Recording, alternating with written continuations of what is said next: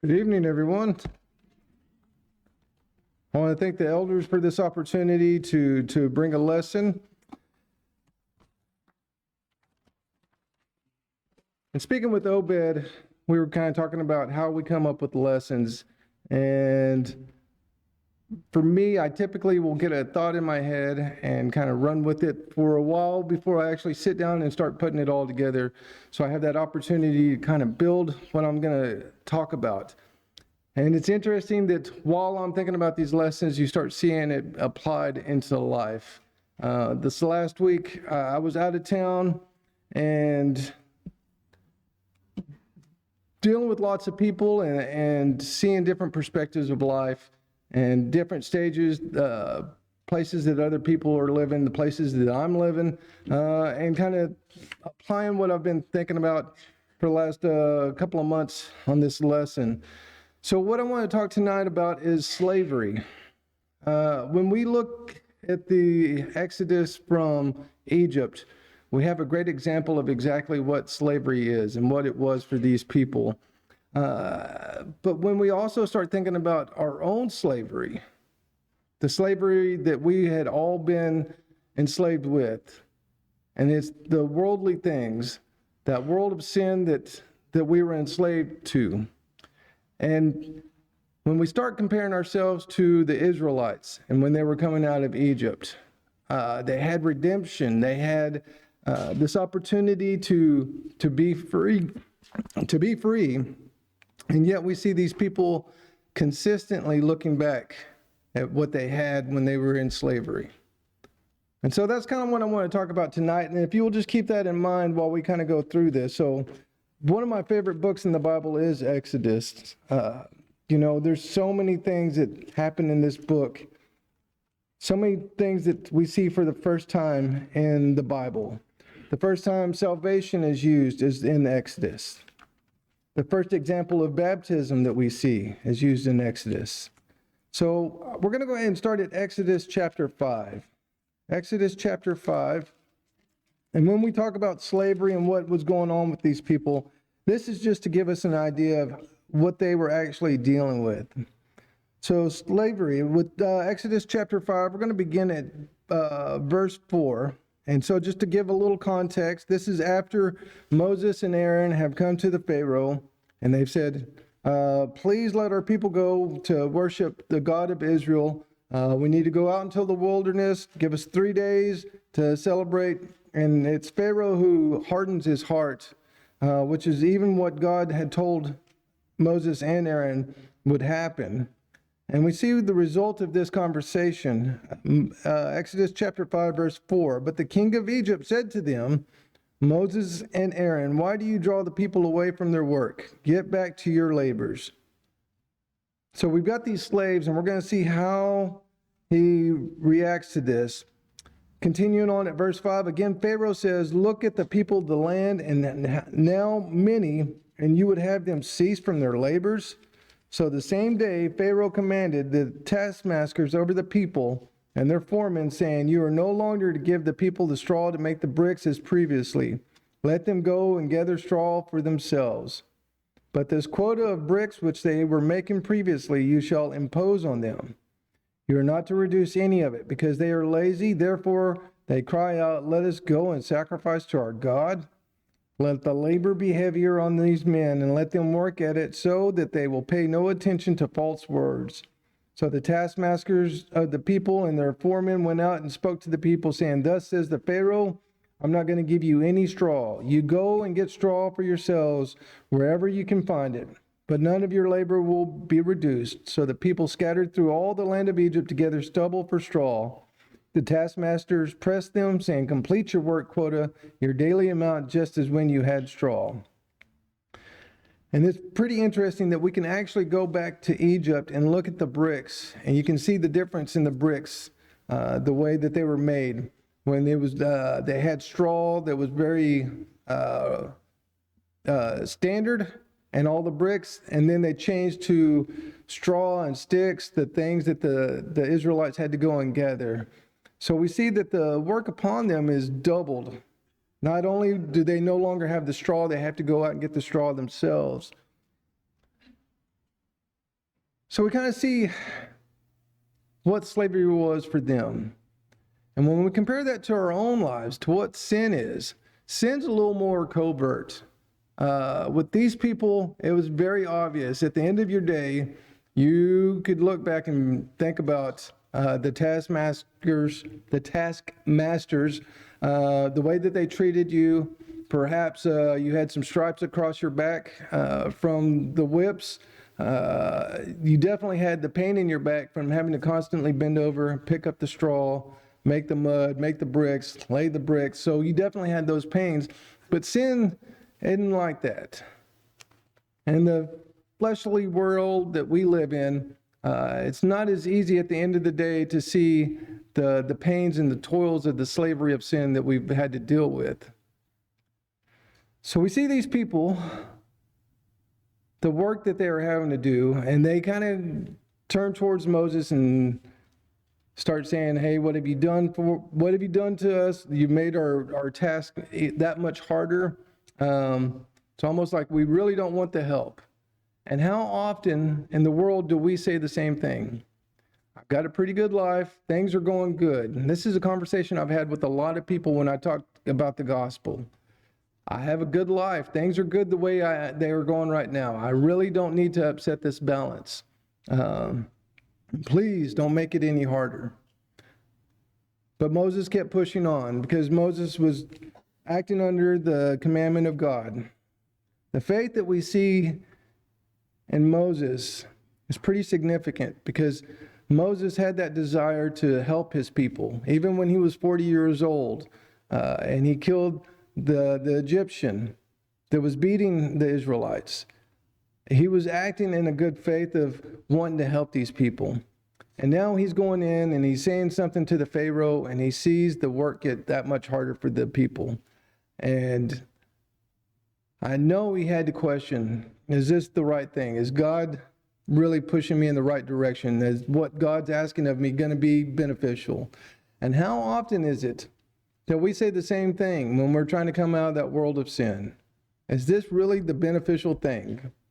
Now maybe I'm giving up some of the luxuries that I've had. Now I'm starting to give up some of the things in life that I really enjoyed. I really enjoyed getting to sleep in on Sunday mornings. I really enjoyed going out and having social beverages with friends. I really enjoyed all the things that the world had to provide.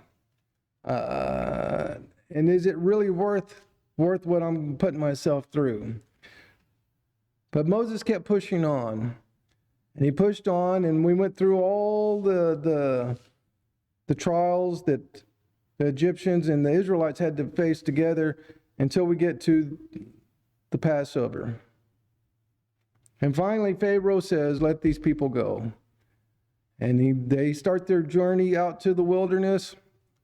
And at the very last minute, Pharaoh has that change of heart. Says, nope, you know what? I'm not going to let these people go, and they're going to pay for it. So let's go ahead and turn over to Exodus chapter 14. This is our next little section here. And this is where we see the people start to doubt. Exodus chapter 14, Pharaoh's in pursuit of the Israelites. They've come up to the Red Sea, and now they're faced with this obstacle that is beyond anything that they could do, right? Nothing in their own power could get them across that Red Sea. So they're stuck between the Red Sea and an army of pharaohs. And so we turn to chapter 14, looking at verse 9. Then the Egyptians chased after them with all their horses and chariots of Pharaoh, the horsemen and his army, and they overtook the camping by the sea, beside Pihahiroth and the front of Baal-zephon. As Pharaoh drew near, the sons of Israel looked, and behold, the Egyptians were marching after them, and they became very frightened. So the sons of Israel cried out to the Lord. Then they said to Moses, is it because there were no graves in Egypt that you have taken us away to die in the wilderness? Why have you dealt with us in this way, bringing us out of Egypt? Is this not the word that we spoke to you in Egypt, saying, leave us alone that we may serve the Egyptians? For it would have been better for us to serve the Egyptians than to die in the wilderness. How often does this hinder people from making that step into baptism, into becoming a Christian?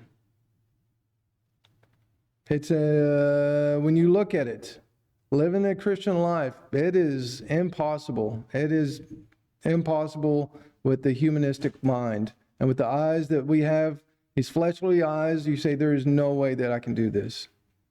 And the Egyptians are saying the same thing, or the Israelites are saying the same thing. But the thing that they were missing is that God was there to provide for them. Let's go ahead and continue on at verse 13. But Moses said to the people, do not fear, stand by and see the salvation of the Lord, which he will accomplish for you today. For the Egyptians whom you have seen today, you will never see them again forever. When we're talking to people who are looking at becoming a Christian and looking at that, see that they simply cannot pass on their own, it's very important that we remind them that this is something that they don't have to do on their own. It's very important that we remind ourselves this is not something that we could even accomplish on our own. So we see the people continue to murmur.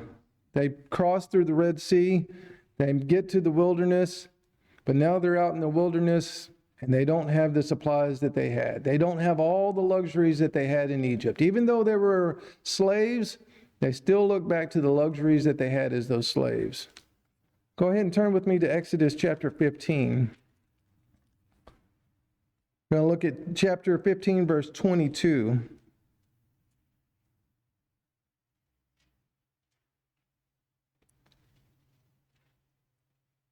It's very interesting.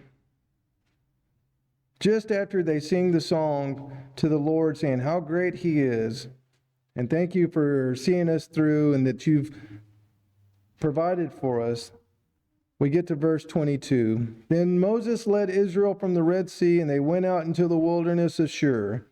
And they went 3 days in the wilderness and found no water. When they came to Marah, they could not drink the waters of Marah, for they were bitter. Therefore it was named Marah. So the people grumbled at Moses, saying, what shall we drink? Once again, as a new Christian, how many times do we say, what you're providing me will not sustain me? We'll continue on at verse 25. Then he cried out to the Lord, and the Lord showed him a tree, and he threw it in the waters, and the waters became sweet. There he made for them a statute and regulation, and he tested them. And he said, if you will give your earnest heed to the voice of the Lord your God, and do what is right in his sight, and give ear to his commandments, and keep all his statutes, I will put none of the disease on you which I have put on the Egyptians, for I, the Lord, am your healer. You know, I think about that they were drinking this bitter water, and the solution was right there in front of them. God had already provided a solution before they even knew that they had a problem. And how often is that with us as Christians, that we don't see the solution? And God had already provided it way before these people ever got out to the wilderness. Those trees were planted, those trees were growing. They were the solution to that bitter water. We continue on to Exodus chapter 16. And notice how close these chapters are to each other. Chapter 16, starting at verse 3. The sons of Israel said to them, what would you have, what that we have died by the Lord's hand in the land of Egypt, when we sat by the pots of meat, when we ate bread to the full? For you have brought us out into the wilderness to kill this whole assembly with hunger. Once again, they forget that God has provided for them. God had provided for them a way out of Egypt, a way across the Red Sea. He had provided them water, and now they're worried about their stomachs. We continue on. Then the Lord said to Moses, behold, I will rain bread from heaven for you, and the people shall go out and gather a day's portion every day, that I may test them, whether or not they will walk in my instruction. So much the same as us as Christians. God will provide for us, but it is a test to see whether or not we will walk in his instruction. And on the 6th day, when they were preparing what they bring in, it will be twice as much as they gather daily. So Moses and Aaron said to all the sons of Israel, at evening you will know that the Lord has brought you out of the land of Egypt. And in the morning you will see the glory of the Lord, for he hears your grumblings against the Lord. And what are we that you grumble against us? So God provided them with bread. He provided them with meat in the evenings. Made sure that when they saw no solution, God had already planned a solution for them. It's the same thing as Christians. When we see no solution, God has already provided a solution for us. We continue on to verse 17. Once again, they are worried about the water. As they move on, continuing at chapter 17, verse 1, then all the congregation of the sons of Israel journeyed by the stages from the wilderness of Sin, according to the command of the Lord, encamped at Rephidim, and there was no water for the people to drink. Once again, these people have already forgotten. Therefore the people quarreled with Moses and said, give us water that we may drink. And Moses said to them, why do you quarrel with me? Why do you test the Lord? But the people thirsted there for water.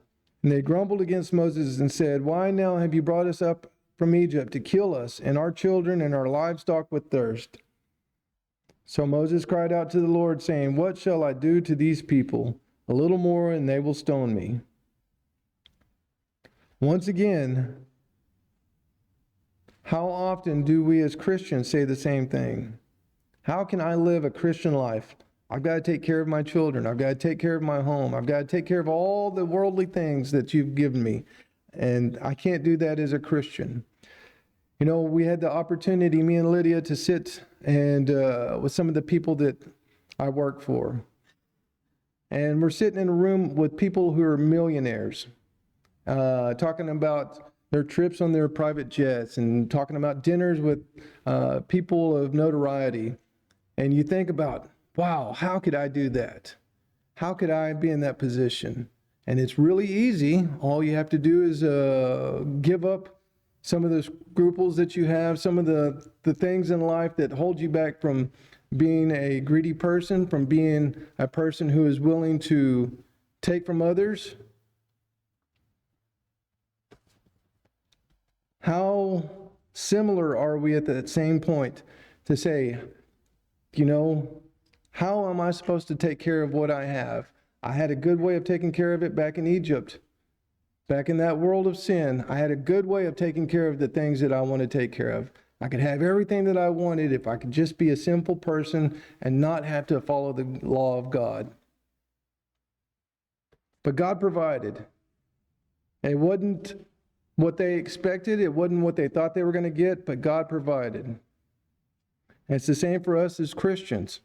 When we begin to murmur against God, how come I don't have all the things that all the people in the world have?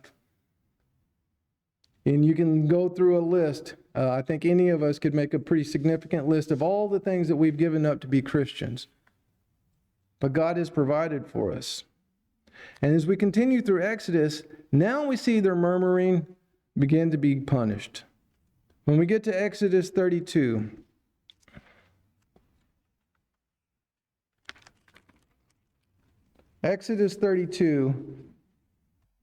while Moses is going on to the mount to get the commandments from God, while the people can see, they can hear the rumbling of the thunder, they see the smoke surrounding the mountain, they see the flames, they know that Moses has gone up there, they begin to doubt.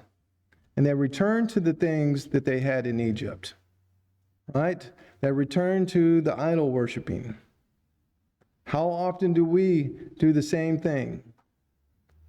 We see the power of God, we see that He has sustained us, and then we go back to something as simple as idol worshiping.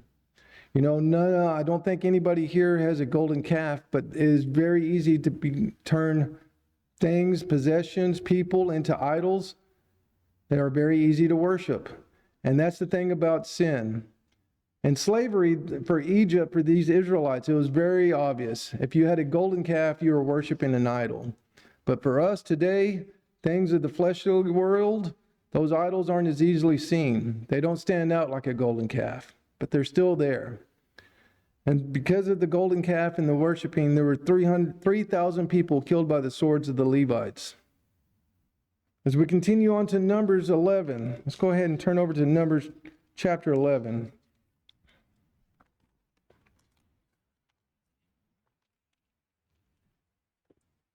We see greed start to take effect. Numbers chapter 11, we're going to start at verse 5. Let's actually go ahead and start at verse 4.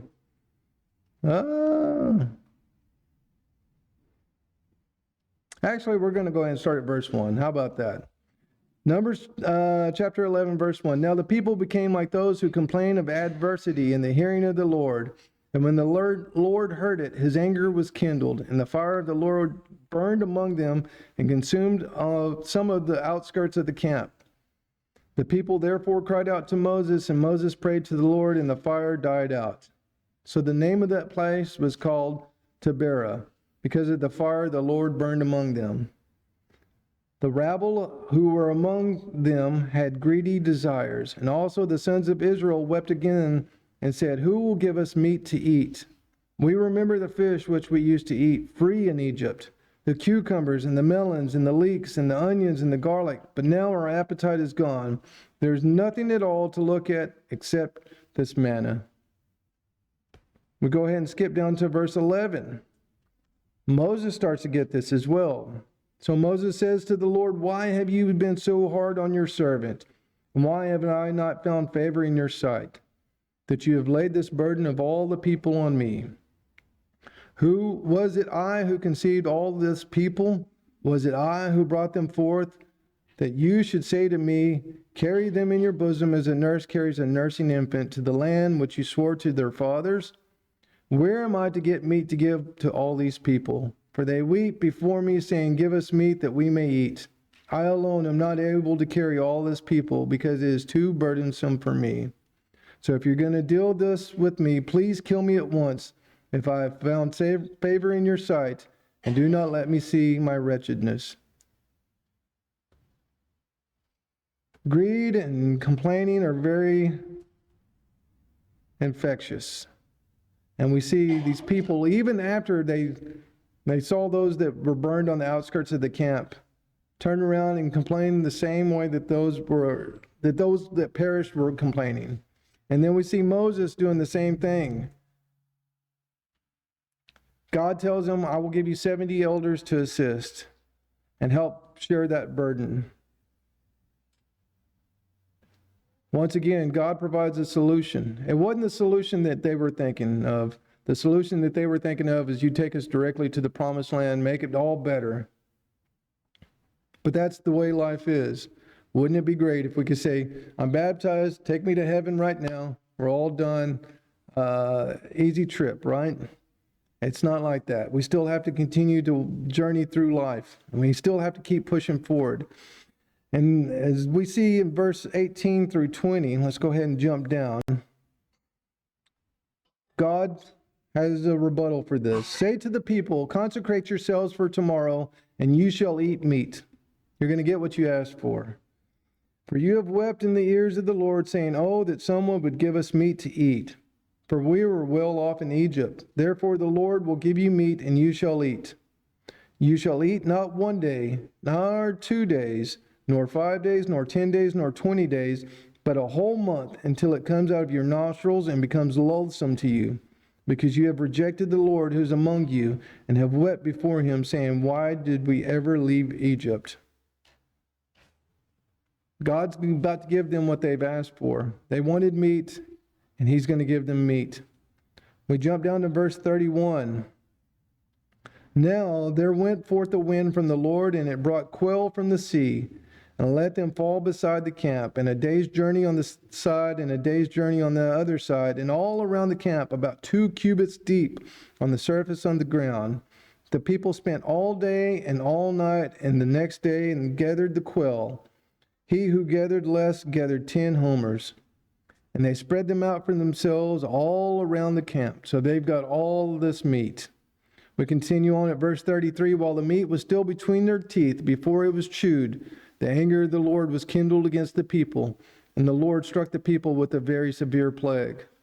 So the name of that place was called Kilbroth Hatavav, because they buried the people who had been greedy. Greed is very consuming. You know, I think about Obed's lesson where he was comparing the wages of sin. You're working, the wages that you work for in sin are death. And the same with the greed that these people had. We continue on in Numbers 12, the plague of pride, where Miriam and Aaron complained about, aren't we just as good as Moses? And Miriam was struck with leprosy. Numbers 14, they spoke against God after the spies saw the promised land. The end of Numbers 14, we see God tell the people, anybody who is over the age of 20 will not see the promised land. If you're going to complain about it. All those spies that went and brought back an ill report of the promised land, they suffered a very horrible plague and died in front of all the people. Number 16, we see what happened to Korah and the 250 that were with him and the plague that followed afterwards. Numbers 21, we see a lack of patience, and the lack of patience resulted in the fiery serpents. So what do we want to return to slavery of sin for? What are we looking for? Do we have the same complaints? Is the food of God too bland for us? Do we tire of the repetition of the diet? Or do we forget the journey that we're on? Romans 7, we read a verse from there, shows how the law of Moses exposes our sin, the slavery of the flesh. It isn't visible as the slavery of the Israelites, but the symptoms are there. We hear people talk about addiction. We hear people talk about depression. We see hate in the world. These are all the symptoms of slavery. Romans 8, we have that answer to slavery. We have the answer.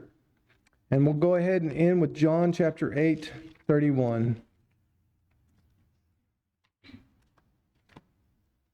John chapter 8, verse 31.